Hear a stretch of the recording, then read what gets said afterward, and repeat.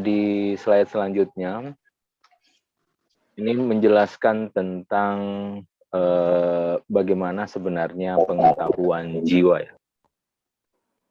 Bagaimana sebenarnya pengetahuan jiwa.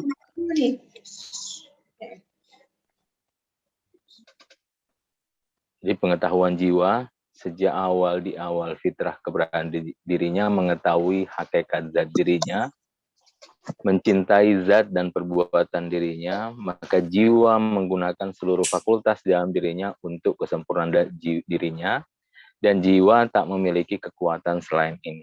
Di pembahasan sebelumnya, kita sudah membahas, jadi pembahasan sebelumnya kita sudah membahas bahwa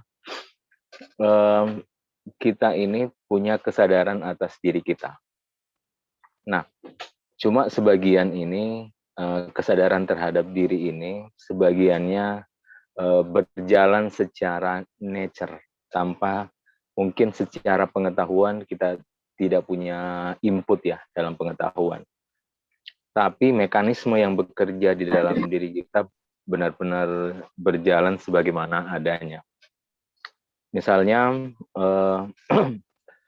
jiwa kita ini seperti pembahasan kita kemarin, apapun yang masuk ke dalam tubuh, makanan yang masuk ke dalam tubuh kita, itu kemudian diolah oleh ruh. Jadi ruh lah yang kemudian yang membuat dia menjadi darah, daging, dan seterusnya.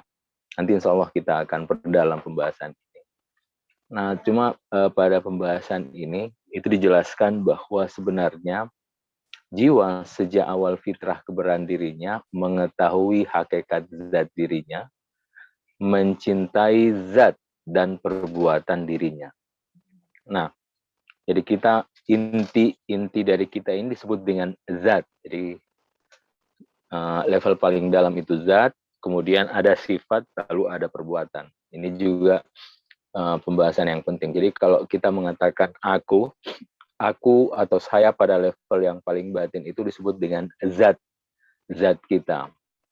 Lalu kemudian kita punya sifat. Sifat ini mungkin kalau kita hitung banyak sekali sifat-sifat kita.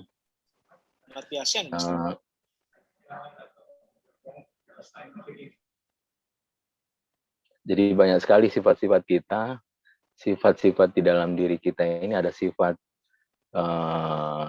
sebagaimana sifat yang biasa kita dekatkan kepada diri kita, itu mungkin banyak sekali, mulai dari penyayang dan seterusnya. Lalu kemudian ada level jiwa kita dalam perbuatan. Jadi ada zat.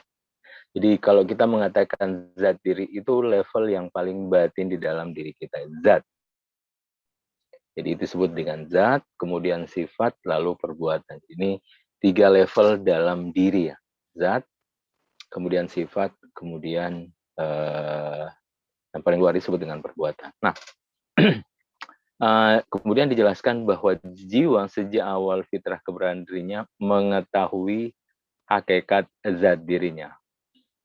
Nah, mungkin begini, yang dimaksud dengan mengetahui hakikat zat dirinya bahwa dia berjalan secara nature, meskipun mungkin dalam kesadaran secara kekinian mungkin kita tidak tahu, tapi sebenarnya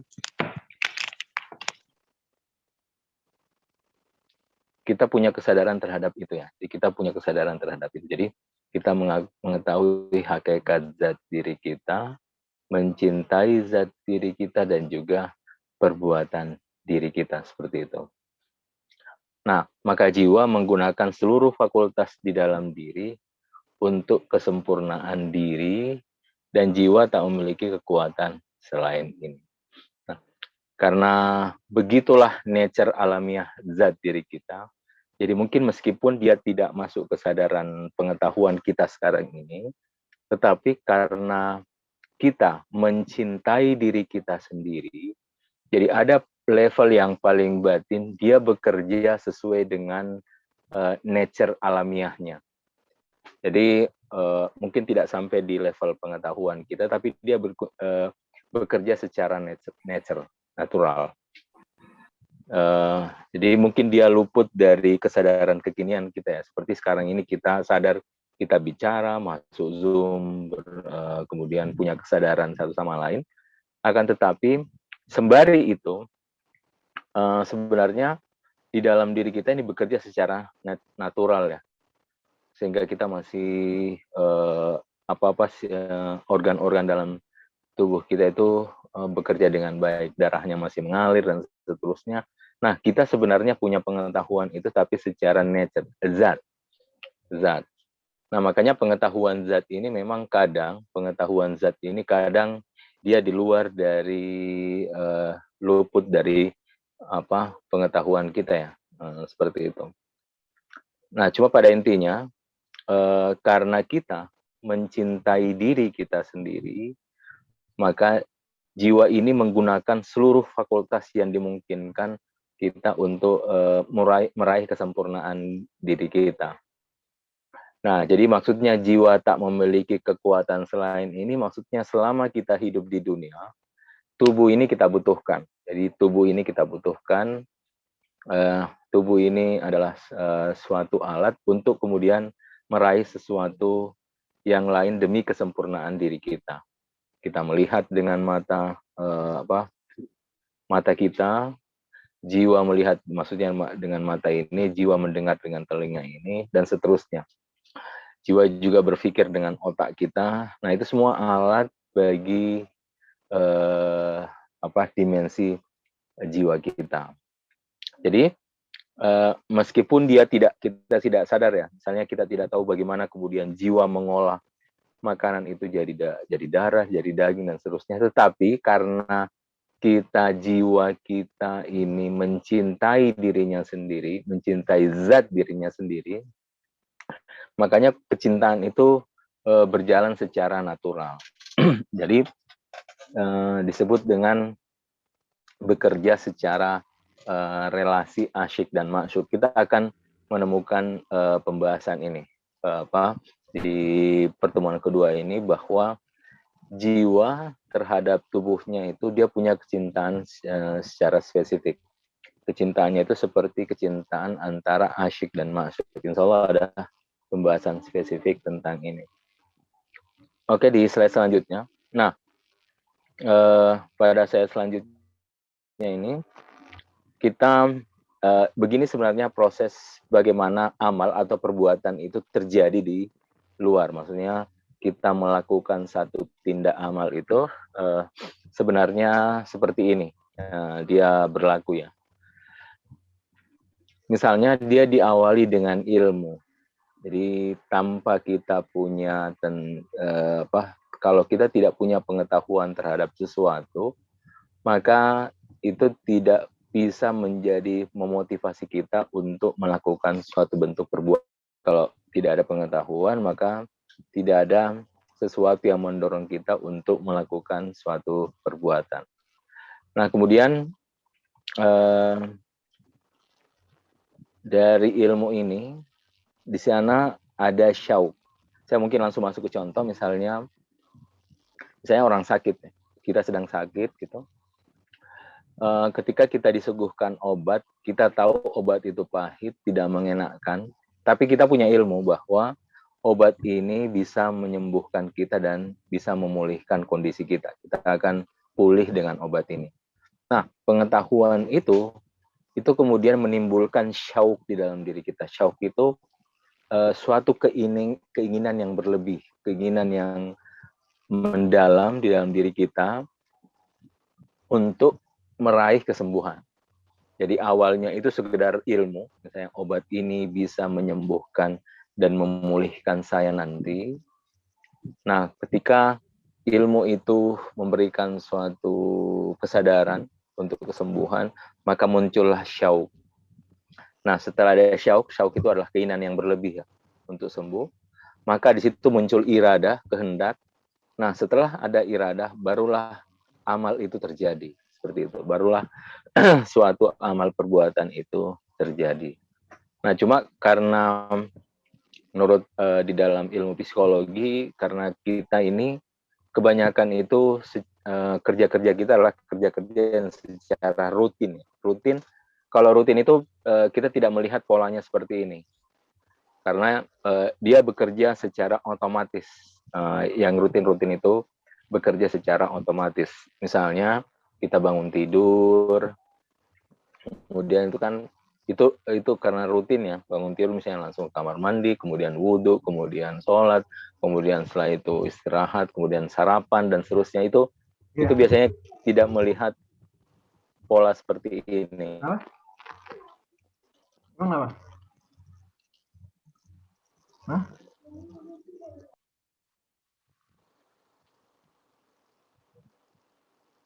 Jadi kita tidak melihat pola seperti ini ketika hal itu terjadi. Kita melakukan sesuatu. Nah, makanya biasanya pola seperti ini hanya kita saksikan ketika hanya kita saksikan ketika sesuatu yang membuat kita berpikir. Misalnya tadi ketika kita sakit, kemudian ada obat, biasanya kita mikir, bisa ndak ini menyembuhkan dan seterusnya. Biasanya itu terjadi seperti itu, atau kita mendapatkan suatu persoalan. Tapi sebenarnya dalam ranah sofistik, beginilah suatu amal perbuatan itu terjadi. Jadi seperti inilah sebenarnya suatu amal perbuatan itu terjadi dari ilmu kemudian masuk ke amal gitu. Jadi seperti ini, yang rutinitas itu karena semua berjalan secara otomatis sehingga kita tidak melihat pola ini. Tapi sebenarnya seperti ini. Meskipun rutinitas, tapi sebenarnya polanya bekerja seperti ini. Nah, dalam psikologi dikatakan seperti itu bahwa 80-90% itu kita dalam sehari kita bekerja itu secara otomatis, nggak mikir ya, karena rutin. Nah, kalau dalam ranah sofistik, maksudnya rutin itu kita bekerja dengan ilham. Ilham yang ilham ini sebenarnya dikreasi dari jiwa kita sendiri. Tadi bangun, kemudian kemudian langsung wudhu, langsung ini dan seterusnya, itu kayak ada perintah dalam bentuk bisikan ya. Saya wudhu, mandi, sarapan kayak gitu. Karena itu bekerja secara otomatis. Makanya kalau dalam sofistik, kita bekerja itu sesuai dengan arahan bisikan-bisikan di dalam diri tadi. Bisikan-bisikan. Nah, bisikan ini bisa bersifat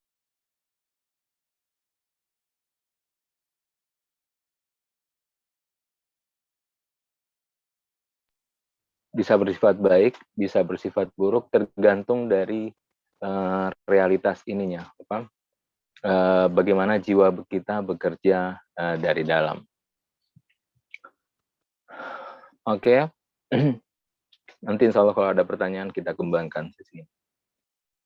Slide selanjutnya. Nah, ini masih terkait dengan jiwa mengetahui hakikat dirinya.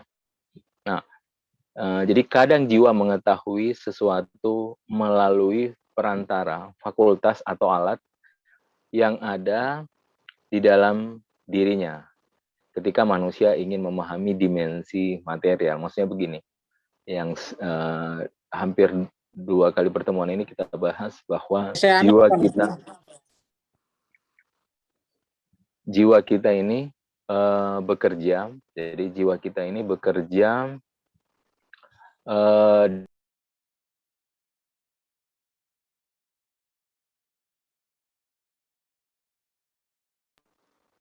di tubuh ini kita ini adalah perantara agar kita jiwa ini memahami sesuatu, dia mendapatkan pengetahuan. Jadi melalui perantara tubuh inilah kemudian jiwa saya, apakah dia mendengar, melihat dan seterusnya. Karena semua yang kita lakukan ini adalah aktivitas jiwa yang tubuh ini sebagai satu bentuk perantara dalam meraih sesuatu. Nah, kadang jiwa mengetahui sesuatu melalui zat dirinya sendiri. Ketika jiwa putus-putus, suara saya putus-putus ya? Apa suara saya bagus? Didengar? Jangan. Oh ya, oke. Nah, jadi kadang jiwa mengetahui sesuatu melalui zat dirinya. Ketika jiwa ingin memahami dirinya sendiri dan fakultasnya sebagai dimensi paling luar dari jiwa. Maksudnya begini, karena dia adalah ranah luar ya, misalnya ini adalah sesuatu yang ada di luar, makanya jiwa ketika ingin mengetahui sesuatu yang ada di luar, oleh karena itu jiwa ini menggunakan tubuh. Jadi jiwa ini menggunakan tubuh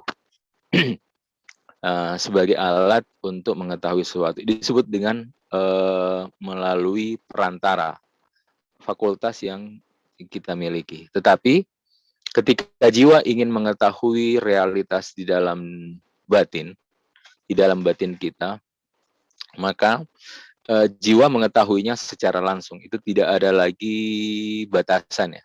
Jiwa tidak lagi butuh kepada batasan karena dia ini merupakan level bagian dari diri kita sendiri. Jadi kalau kita bahas kemarin ada diagramnya kan, dimensi paling luar ini tubuh, kemudian batinnya nafs, batinnya lagi adalah ruh. Nah, kemudian yang mengetahui ini sebenarnya hakikat jiwa kita yang tunggal itu. Jadi kalau kemarin saya mengingatkan kembali, kita ini sebenarnya tunggal tetapi pada saat yang sama seluruhnya adalah fakultas jiwa. Jadi jiwa ini satu tunggal tapi seluruhnya adalah fakultas, mulai dari fakultas ruhnya, fakultas nafsnya, fakultas tubuh. Seperti itu. Jadi ketika jiwa ingin mengetahui dimensi ruh, nafs, dan tubuh, tentu dia tidak lagi butuh perantara karena ini bagian dari tingkatan dirinya sendiri.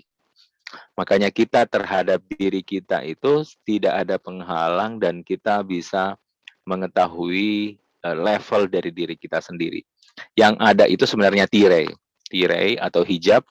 Hijab inilah yang membuat kita kadang tidak punya akses masuk di level tingkatan kita sendiri. Kenapa? Karena semakin batin, maka itu dibutuhkan suatu, kata Rumi itu pendengaran yang lebih jernih untuk masuk ke level yang lebih dalam, seperti itu. Nah, makanya jiwa untuk mengetahui sesuatu di luar dirinya, itu kita butuh perantara, dan fakultas itu adalah perantaranya. Tapi ketika jiwa ini ingin mengetahui dirinya sendiri di dalam batin karena dia tingkatannya itu tidak butuh lagi satu bentuk perantaranya. Jadi kayak makanya dalam Al-Qur'an dijelaskan balil insanu ala nafsihi basiroh. Setiap manusia itu punya basiroh atas dirinya sendiri. Basiroh itu maknanya ketajaman penglihatan ya, basiroh. Jadi balil insanu ala nafsihi basiroh. Setiap insan itu punya basiroh atas dirinya. Jadi kita ini sebenarnya tinggal merenung atau kita melihat ke dalam, kita akan tahu diri kita sendiri. Nah, tentu kalau mau yang level yang dalam itu perlu menyingkap tirai, karena dengan menyingkap tirai itulah kita masuk di level sana. Nanti insya Allah kita akan bagaimana hubungan ini antara jiwa kita dengan seluruh tingkatan dari level alam. Jadi itu punya korelasi secara spesifik. Nah, korelasi ini yang menyebabkan di situ kenapa kita butuh satu bentuk penyingkapan di alam batin ya. Misalnya begini, karena jiwa saya asik dengan dunia, maka seluruh konsentrasinya ini adalah ke ranah dunia. Jadi seluruh konsentrasinya ke dimensi dunia.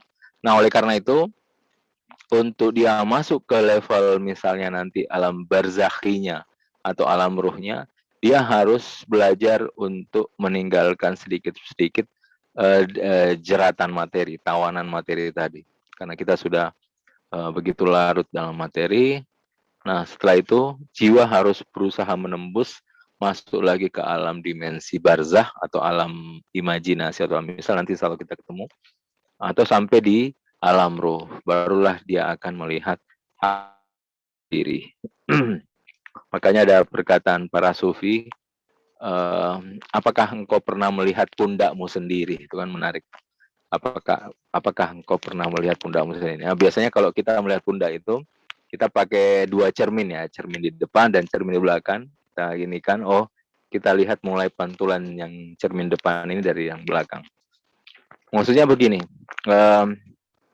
sebenarnya itu bisa sesuatu terjadi dalam diri kita dan kita melihat level tingkatan diri kita sendiri.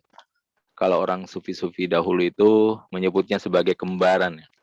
Pernahkah engkau melihat kembaranmu sendiri? Sebenarnya kalau dalam ranah sufistik, secara teoritis itu sebenarnya bukan kembaran. Itu tidak lebih dari diri kita sendiri pada level beberapa tingkatan. Karena dalam Al-Quran itu dijelaskan wa khalaqakum atwara, dan kami menciptakan kalian berlapis-lapis, bertingkat-tingkat. Dan ini menunjukkan bahwa dimensi alam ini juga bertingkat-tingkat. Jadi tidak seperti yang kita bayangkan yang tidak bertingkat-tingkat. Ini adalah sesuatu yang bertingkat-tingkat seperti itu. Oke, kita masuk di slide selanjutnya. Nah, makanan materi bagi jiwa. Jadi makanan materi adalah penyiapan bagi jiwa untuk membentuk tubuhnya dengan izin Tuhan. Nah, jadi jiwa adalah imateri, sesuatu yang non materi, dan tubuh adalah materi. Ini dua hal yang ini yang kita jelaskan kemarin, apa yang bertolak belakang ya. Jadi satu sisi dimensi ruh kita adalah sesuatu yang tidak punya materi, tidak punya bentuk.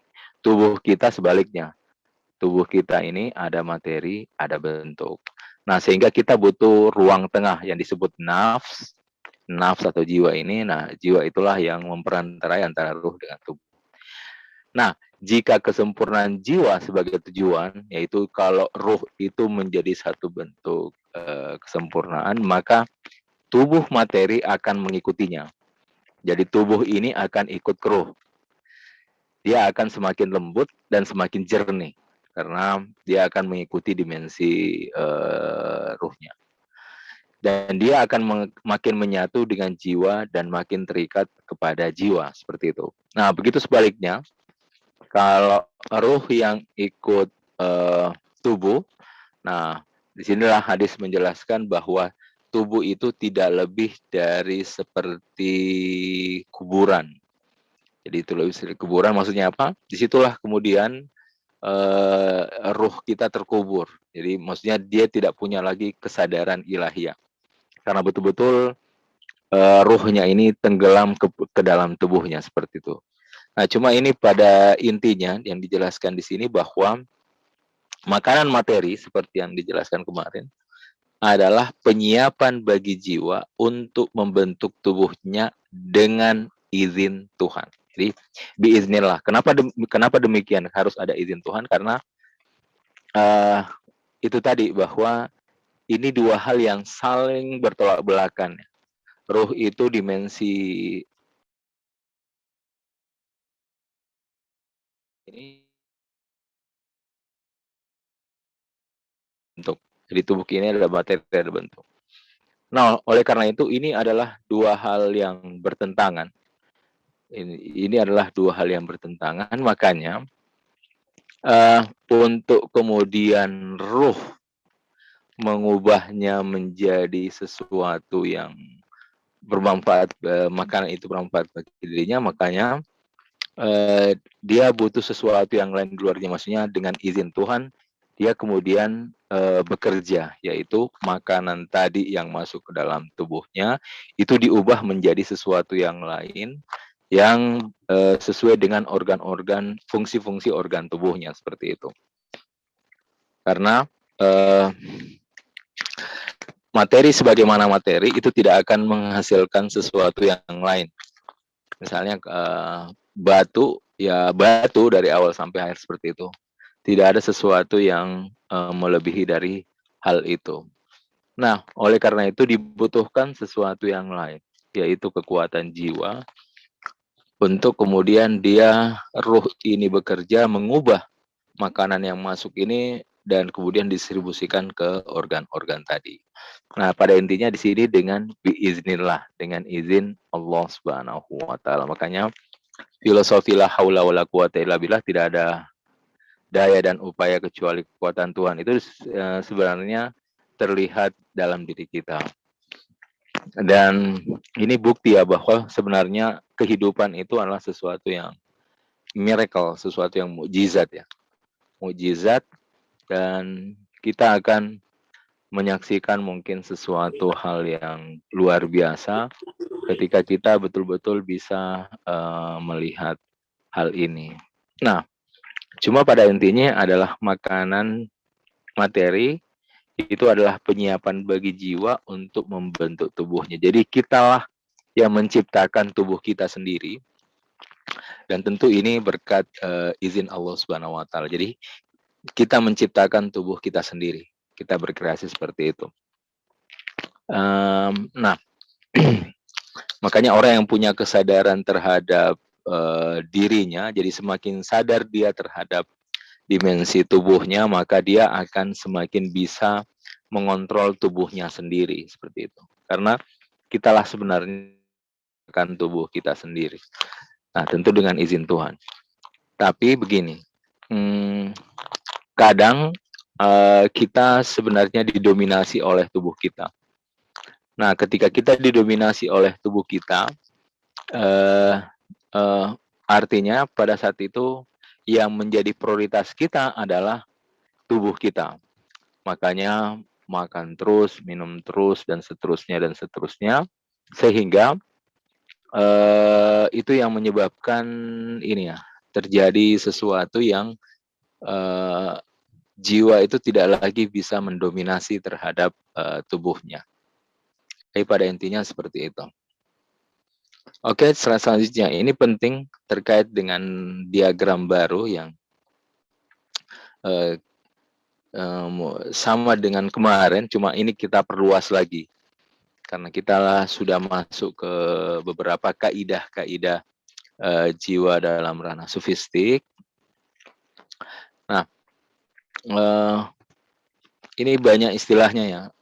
Yang lingkaran dalam ini bisa kita sebut jiwa, bisa kita sebut diri, atau dalam ranah sufistik disebut dengan hati. Jadi kita ini yang satu, yang tunggal itu bisa disebut juga dengan kolbun, dengan hati.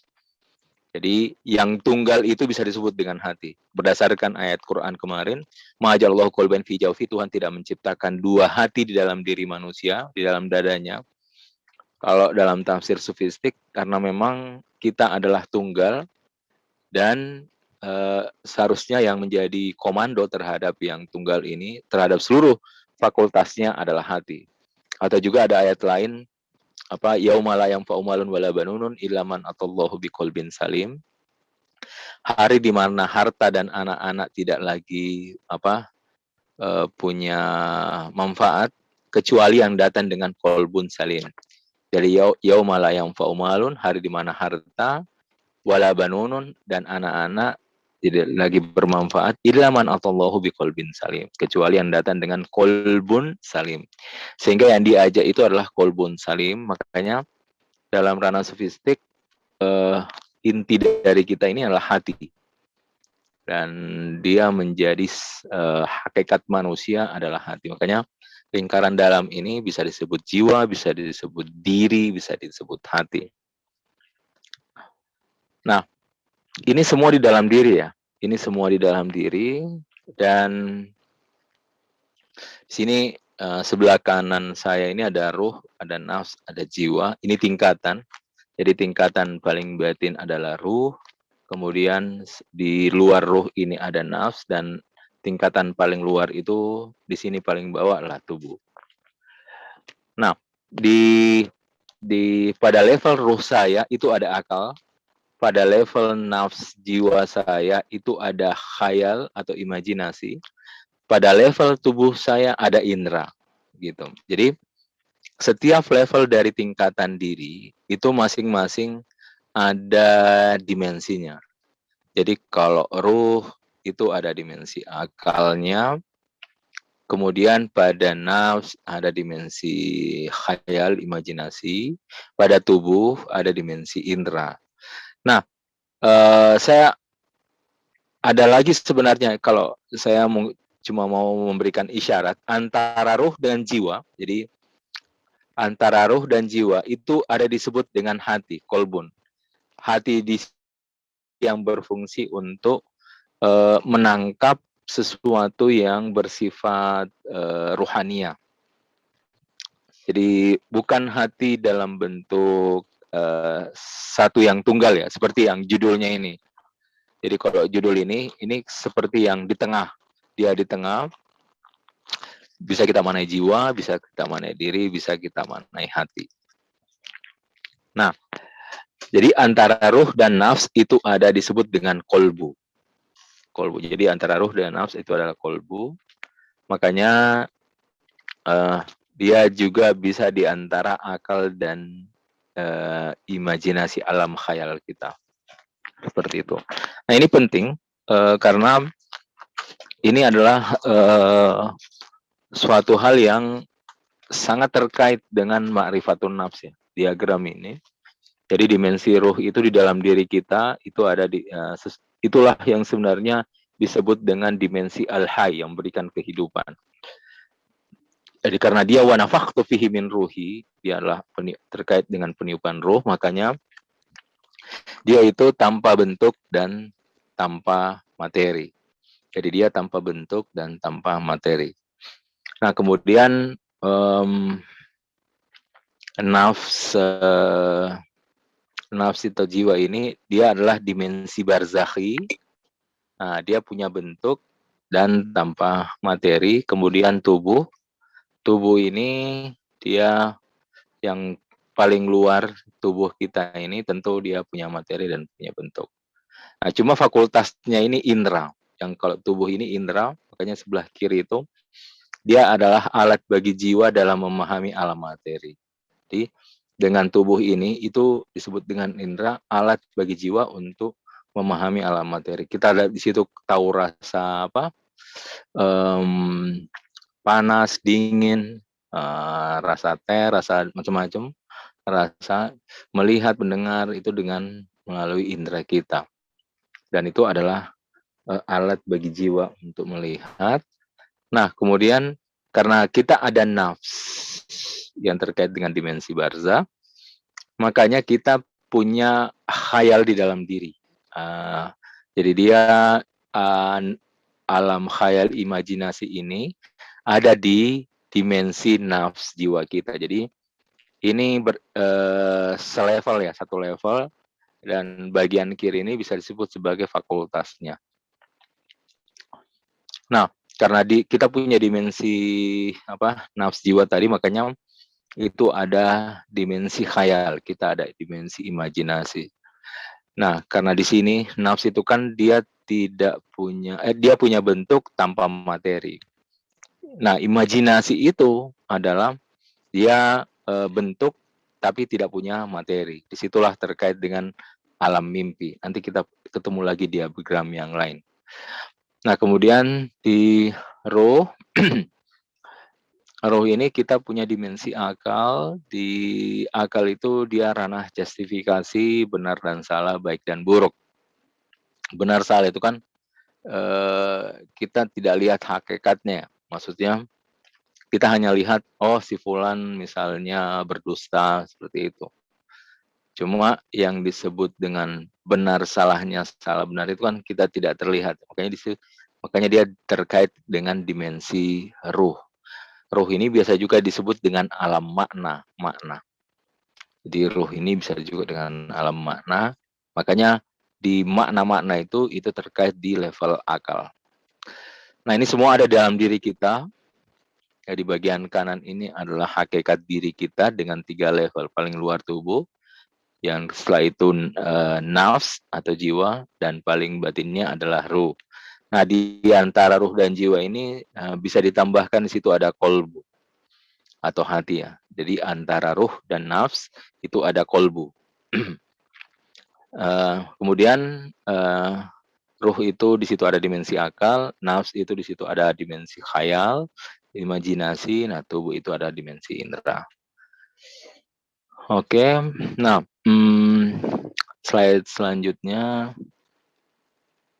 Nah, dari pembahasan ini, diagram ini, nah kita berbicara khusus ke dimensi khayal. Teman-teman panitia mungkin bisa ngasbim ke slide selanjutnya. Jadi pada slide selanjutnya ini hewan juga punya dimensi khayal ya. Makanya khayal hewaniyah dan khayal insaniyah. Nah, hewan ini puncak pengetahuannya itu adalah dimensi khayal. Makanya khayal ini dia seperti raja bagi seluruh fakultasnya, alat pengetahuannya. Jadi paling tinggi dia khayal. Kalau manusia itu paling tingginya adalah akal, ada lagi paling tinggi disebut dengan Ruhul Kudus. Tapi itu khusus para wali dan nabi ya. Cuma dan itu dibutuhkan effort tertentu untuk bisa sampai pada level itu, tetapi pada umumnya kita ada 3. Kita ada indera, kemudian ada khayal, kemudian ada akal. Nah, hewan karena dia adalah dimensi khayal, makanya seluruh fakultasnya itu, khayal itu adalah raja bagi seluruh fakultasnya. Nah, ketika hewan melihat, mendengar, merasa semuanya, semua perbuatan itu, melihat, mendengar, merasa itu adalah disebut dengan khayali. Jadi kalau dia melihat melalui dimensi khayalnya, mendengar dimensi khayalnya, merasa dengan dimensi khayalnya. Nah, manusia karena kita adalah di atas itu, dimensi akal, makanya kita melihat itu ada dimensi akalnya. Makanya melihat dengan akli, kira-kira begitu, mendengar dengan akli, merasa dengan akli, dan seterusnya. Oke. Nah, ini perbedaan penting untuk apa? Untuk menunjukkan ini apa? Untuk menunjukkan bahwa karena ini terkait dengan kehendak manusia ya, kehendak manusia. Jadi meskipun sebenarnya kita ini ketika melihat itu melihat pada dimensi akli, pada dimensi akal kita, akan tetapi boleh jadi karena saya tidak pernah memberikan mengaktualkan dimensi akal saya, makanya meskipun kita melihat tetapi melihat secara khayal saja, itu bisa terjadi. Kenapa? Karena kita ini pada intinya adalah kehendak. Manusia itu adalah manusia yang berkesadaran. Inti dari kita itulah punya kesadaran. Nah, kalau dia tidak aktif, kesadaran ini tidak aktif, dimensi akal kita tidak aktif, jadi kita akan seperti hewan. Khayal kita bekerja, tetapi khayal hewania, bukan khayal insania, kira-kira begitu. Kenapa ya? Karena kita tidak mengaktualkan dimensi akliyah kita. Tidak mengaktualkan dimensi fakultas yang paling unggul di antara semua makhluk yang Tuhan berikan kepada kita itu tidak aktifkan. Nah, sehingga meskipun kita punya itu, tapi karena yang kita aktifkan hanya dimensi khayal, maka kita tidak lebih seperti hewan saja. Melihat itu tapi pada dimensi khayal, mendengar dimensi khayal, merasa hanya dimensi khayal dan seterusnya. Jadi itu dimensi itu dia hanya merekam ya. Jadi yang dimaksud dimensi khayal itu dia hanya merekam. Misalnya begini, misalnya ada kucing di rumah ada 2 kucing. Nah, ketika saya pertama kali misalnya saya menyentuh dia dengan sapu lidi gitu, mengusir dia dengan sapu lidi, setiap dia lihat sapu lidi, dia lari gitu. Jadi meskipun saya tidak punya niat untuk memukul dia dengan sapu lidi, tetapi ketika dia melihat sapu lidi, dia terus lari. Kenapa? Karena dia hanya menangkap dimensi khayal. Dia tidak memberikan makna-makna, gitu. Dia tidak memberikan makna. Nah, karena dia tidak memberikan makna, tentu di situ tidak ada tafakur, tidak ada dimensi berpikir. Nah, sehingga itulah yang bekerja kepada dimensi hewaniyah, yaitu dimensi khayalnya, seperti itu. Nah, kalau begitupun kita, karena meskipun Tuhan berikan itu dimensi akal pada kita, kalau dia tidak kita aktifkan, kalau kita tidak aktifkan, maka itu boleh jadi khayal kita adalah khayal hewania, tapi bukan khayal insania. Ya, di slide selanjutnya. Nah, ini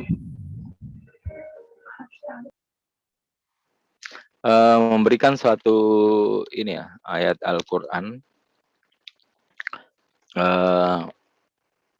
tentang nutq, antakallahu kulla syai' dalam Al-Qur'an.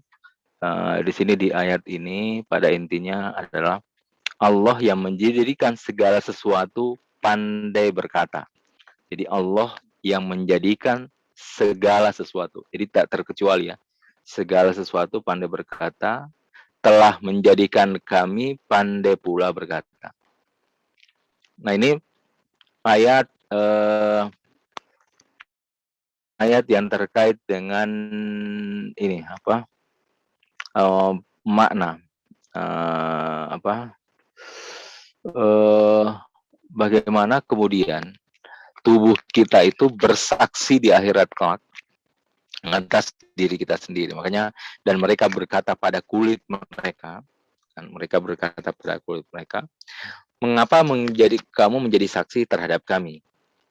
Kulit mereka menjawab, Allah yang menjadikan segala sesuatu pandai berkata, telah menjadikan kami pandai pula berkata. Dalil yang menciptakan kamu pada pertama dan hanya kepada kamu beriman. Artinya begini. Jadi ayat ini menjelaskan antakallahu kulla syai'. Jadi Allah membuat segala sesuatu itu sebenarnya berbicara. Itu makanya dalam hadis dijelaskan sebenarnya dinding dan tembok ini itu bersaksi kepadamu. Sebenarnya dia bisa berkata-kata, tetapi Allah tangguhkan mereka berkata-kata hingga di akhirat kiamat nanti, sehingga dia akan bersaksi kepadamu. Makanya ada hadis seperti itu. Sebagaimana ini ayat Al-Quran yang menjelaskan bahwa sebenarnya itu punya punya dimensi berkata-kata. Dia bisa bersaksi dan melihat. Nah, makanya dari sisi berkata-kata antako dalam bahasa Arab indah ayat Quran ini antako, semuanya punya itu. Oke, semuanya punya itu.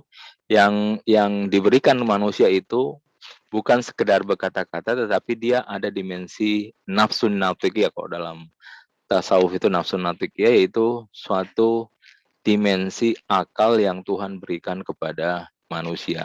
Yang dengan itu dia bisa memaknai, memberikan gagasan, dan seterusnya.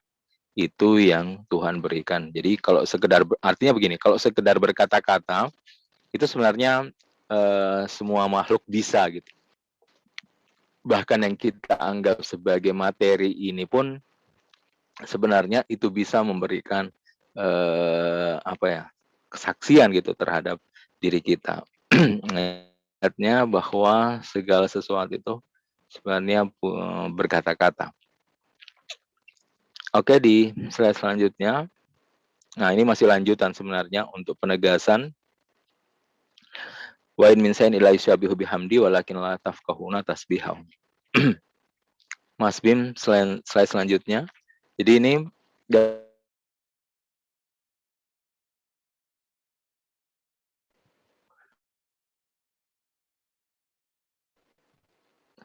ini dalam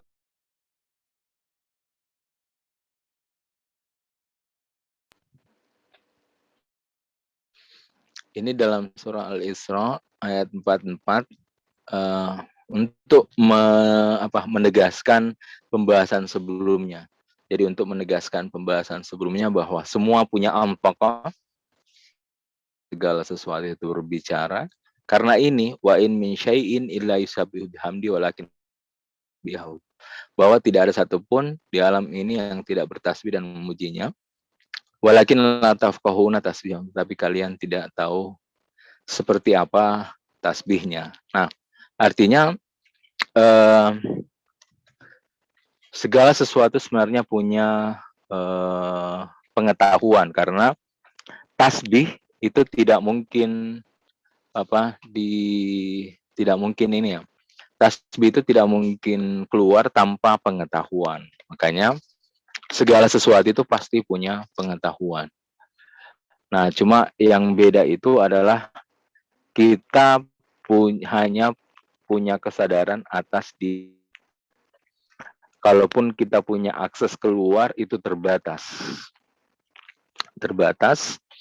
Nah, keterbatasan itulah akhirnya membuat pun terbatas.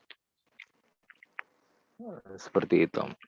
Tapi ini menegaskan bahwa segala sesuatu itu berbicara dan punya pengetahuan, punya kesadaran. Yang diberikan manusia itu adalah dimensi akal yang mengungguli di atas ciptaan-ciptaan yang lain. Nah, di slide selanjutnya ini diagram baru untuk menambahkan juga yang sebelumnya tentang keharmonian antara jiwa dan alam semesta. Sebelah kanan saya ini ada ruh, alam, ada khayal internal, kemudian ada tubuh. Sebelah kiri itu alam. Ada alam ruh, ada alam khayal, ada alam materi. Makanya kenapa sebelah kanan itu kalau lihat khayal ya, ada khayal internal, ada khayal eksternal. Kalau khayal eksternal itu maksudnya alam, dimensi alam. Maksudnya begini, kalau kita lihat paling bawah ya tubuh, nah di luar ada alam materi. Jadi tubuh ini itu adalah alat bagi jiwa dalam memahami materi. Nah di luar ini ada alam materi. Alam materi ini punya bentuk dan berdimensi, punya bentuk dan materi maksudnya.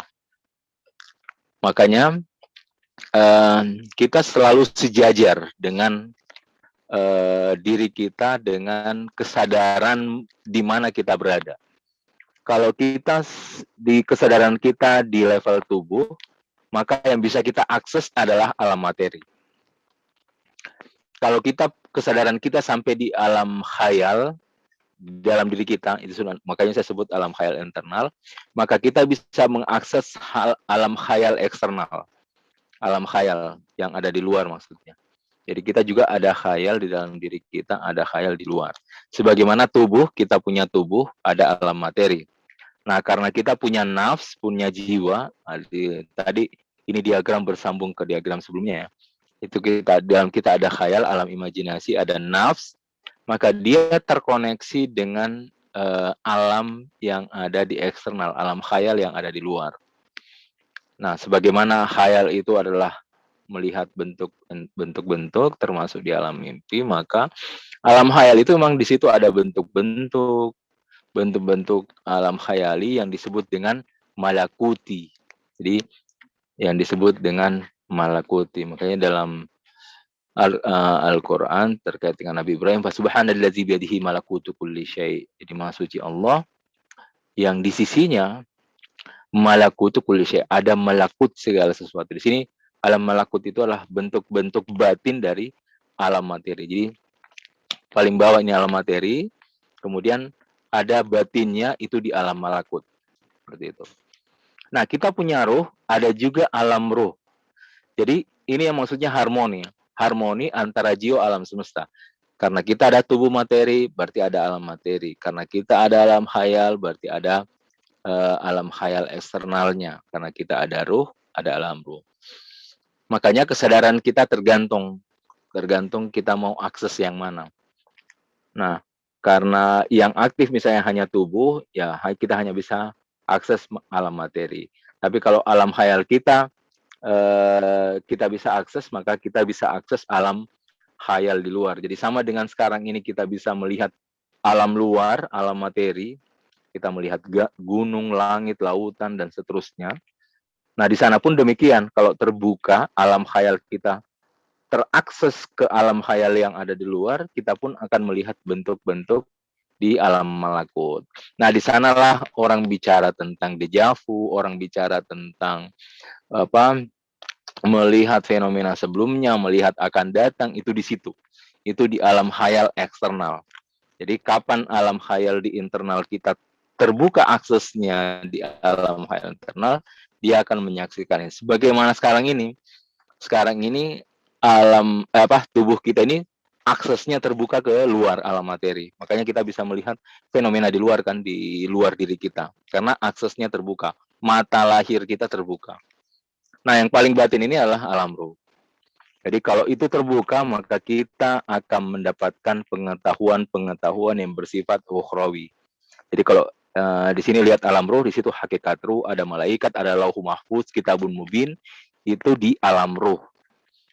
Nah, kalau ruh kita terbuka, maka dia akses akan terbuka ke sana. Makanya tidak heran misalnya para sufi bicara, ada yang bicara tentang malaikat, dia mendengarkan salamnya, seperti kisah Ainul Qudad Hamadani. Ainul Qudad Hamadani ini, dia berbicara dengan malaikat. Jadi setiap malaikat pagi dan malam datang, dia mendengarkan salamnya. Jadi dia punya akses ke sana. Oke. Nah, di sana hakikat-hakikat ruhania itu ada di sana. Ini hanya menjelaskan tentang keharmonian antara jiwa dan alam semesta. Oke. Di slide selanjutnya. Asbim. Nah, ruh dan tubuh seperti makna dalam kata. Nah, ruh dan tubuh seperti makna dalam kata. Jadi jiwa adalah esensi ruhani, bukan materi. Ini sudah kita bahas sebelumnya. Nah, jiwa tidak masuk ke dalam tubuh dan tidak juga di luar dari tubuh. Jadi, jiwa ini tidak masuk ke dalam tubuh, juga tidak di luar dari tubuh. Dan jiwa terhubung dengan tubuh seperti hubungan atau relasi antara asyik dan ma'syuk, pecinta dengan kekasih. Ini dijelaskan oleh Imam Ghazali. Jadi ketika Imam Ghazali menjelaskan ini, dia mengutip perkataan Ali bin Abi Thalib karamallahu wajhah, bahwa ruh dalam jasad seperti makna dalam kata. Jadi makanya jiwa kita ini, dia berada dalam seluruh fakultasnya, gitu. Tapi maksudnya tidak bercampur, itu maksud jiwa tidak masuk ke dalam tubuh dan tidak di luar dari tubuh. Maksudnya begini, ruh kita ini tidak bercampur dengan tubuh, tapi sekaligus tidak di luar dari tubuh. Kan? Jadi dalam, tapi tidak di luar. Jadi dalam sekaligus, ya tidak di luar, seperti itu. Agak paradoks ya. Jadi jiwa tidak masuk dalam tubuh, tapi dan tidak di luar dari tubuh. Jadi dalam tapi tidak tercampur, di luar tapi tak terpisah. Ini kata-kata yang tepat. Jadi dia di dalam tapi tidak bercampur dengan tubuh. Dia di luar tetapi tidak terpisah dengan tubuh. Sama dengan ilah Tuhan ya. Makanya man arafa nafsa arafa rabba, yang mengenal dirinya mengenal Tuhannya. Kalau kita tahu begini ruhaniah kita terhadap tubuh, nah beginilah ilahi terhadap realitas alam semesta. Makanya arafa nafsa arafa rabbah. Ini nafs ini contoh terbaik untuk mengetahui hakikat ilahi. Jadi misal disebut dalam Al-Quran itu misalul a'la, suatu perumpamaan yang paling tinggi. Diri kita ini adalah perumpamaan yang paling tinggi untuk melihat sebenarnya hakikat ilahi. Jadi jiwa adalah esensi rohani, bukan materi. Makanya jiwa tidak masuk ke dalam tubuh, ya. Jiwa kita tidak meskipun dalam tubuh tetapi tidak bercampur, dan tidak di luar dari tubuh. Maksudnya meskipun dia ruh di luar tapi tidak terpisah. Nah, karena dia alat, tubuh ini alat, makanya dia ada hubungan terhadap tubuh. Nah, ini yang menarik, seperti relasinya seperti asyik masyuk. Asyik masuk. Maksudnya saling, antara kedua hal ini saling membutuhkan, antara ruh dengan tubuh, tubuh dengan ruh itu. Makanya seperti hubungannya antara asyik masuk, pecinta dengan kekasih yang saling membutuhkan. Nah, tinggal di situ bicara siapa yang mendominasi antara satu dengan lain.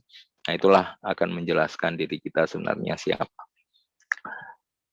Nah, pemisalan yang lain ini seperti ruh dalam jasad seperti makna dalam kata. Kata ini seperti yang terlihat ditulis ini kan kata ya. Kata ini ada makna. Jadi kata ini ada makna, makanya meskipun kata itu bentuk istilahnya tubuhnya, kata itu tubuh. Nah, yang ada di dalam tubuh itu adalah makna. Dia terikat satu sama lain. Jadi makna itu ada di dalam kata ini, tetapi tidak terikat, tapi tidak bercampur gitu. Kita tidak lihat kita tidak lihat makna kan di sini ini. Tapi ada kata, tetapi kita tidak lihat maknanya. Tapi makanya karena kita tidak lihat, seolah-olah yang ada itu hanya tubuh gitu. Sama dengan sekarang. Kita lihat diri kita tidak lebih dari tubuh gitu. Tapi ketika kita melihat ke dalam, itu banyak sekali sesuatu yang terjadi dalam diri. Nah, itu perumpamannya seperti makna. Ini mungkin bahasanya dalam ya, perumpamaan yang sangat dalam antara bahwa ruh dalam jasad itu tidak lebih dari seperti makna dalam kata. Ya, nah ini saya mengutip dari Rasulullah. Slide selanjutnya. Jadi tidak ada satupun makhluk kecuali bentuknya di bawah naungan arsy. Ini di bawah naungan arsy ini menunjukkan bahwa kalau antara paling bawah di bumi, kan, kemudian sampai di arsy, itu bisa kita lihat sebenarnya betapa banyak level ya. Karena tidak ada satupun makhluk kecuali bentuknya di bawah naungan arsy. Nah, kalau kita misalkan antara lantai misalnya dengan lampu di atas, itu kan bertingkat-tingkat ya. Jadi semuanya di bawah naungan lampu, cuma dia bertingkat-tingkat gitu. Makanya semua bisa dikatakan semuanya di bawah naungan lampu, tetapi tentu berlevel-level. Maksudnya begini, manusia ini sebenarnya bisa sampai di arsy gitu. Meskipun kaki kita di bumi menancap masuk ke bumi gitu, tapi ruhaniah kita di langit-langit di atas gitu, seperti itu. Itu tergantung dari perjalanan ruhaniah kita. Oke, slide selanjutnya. Nah, ini untuk menjelaskan tentang tingkatan, bahwa seluruh wadah akan memuat sesuai dengan bentuknya, kecuali wadah ilmu yang akan meluas sesuai dengan ilmunya. Jadi kalau kita lihat, makanya ada hadis menarik tentang puasa, bahwa kalau perut kita itu hanya bisa memuat sesuai dengan keluasan perut kita itu. Dan tetapi ada wadah di dalam diri kita, hati, yang dia bisa meluas. Dia bisa meluas sesuai dengan tampungannya, sesuai dengan apa yang masuk ke dalam wadah itu, dan wadah itu disebut dengan hati. Jadi hati ini bisa meluas sekaligus bisa menyempit. Jadi kita punya dua sisi di hati itu. Hati itu bisa meluas, dia seperti wadah, bisa yang luas sekaligus bisa menyempit. Kalau dia terus ditambah ma'rifat, pengetahuan dalam bentuk ma'rifat, maka hati kita akan meluas. Nah, keluasan hati itulah sebenarnya akses untuk masuk ke dalam batin.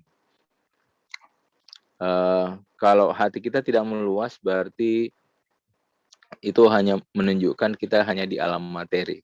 Tapi kalau hati kita meluas, dia akan menembus masuk ke alam batin. Jadi ini terkait dengan hadis ini, terkait perkataan ini terkait dengan keluasan jiwa yang hadir di dalam setiap orang gitu. Jadi diri ini bisa meluas sekaligus menyempit. Oke, di slide selanjutnya.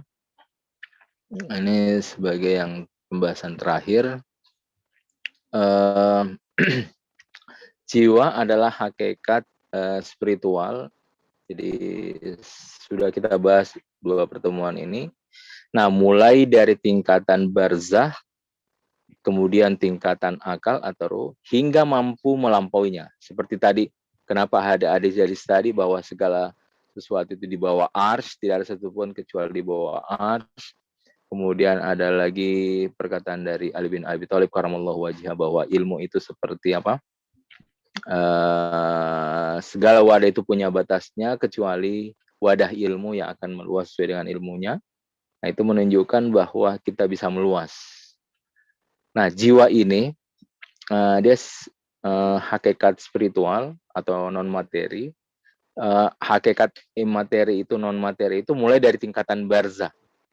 Kemudian dia masuk di akal atau di alam ruh sampai dia mampu melampauinya dan meluaskan jiwanya dengan perjalanan ruhaniyah menuju keabadian, seperti itu.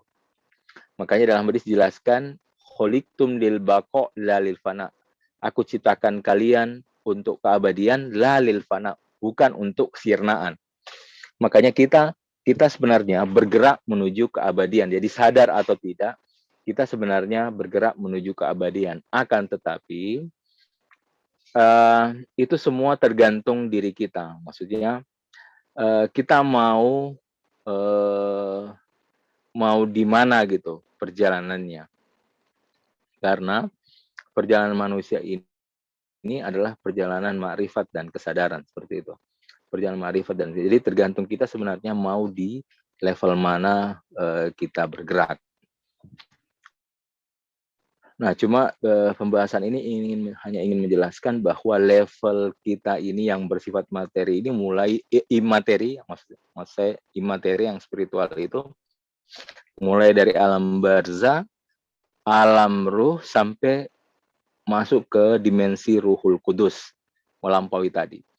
Itu perjalanan yang mampu dilakukan manusia menuju keabadian. Jadi sadar atau tidak, kita bisa sampai menuju keabadian, cuma ada sampai mentok di alam barzah karena dia tidak mengaktualkannya. Nah, ketika dia mengaktualkannya, dia bisa sampai ke alam ruh, bahkan sampai ke alam asma, yaitu di ketika ruhul kudusnya aktif di dalam dirinya. Oke, slide selanjutnya. Ya, terima kasih banyak. Wabillahi taufiq hidayah. Assalamualaikum warahmatullahi wabarakatuh.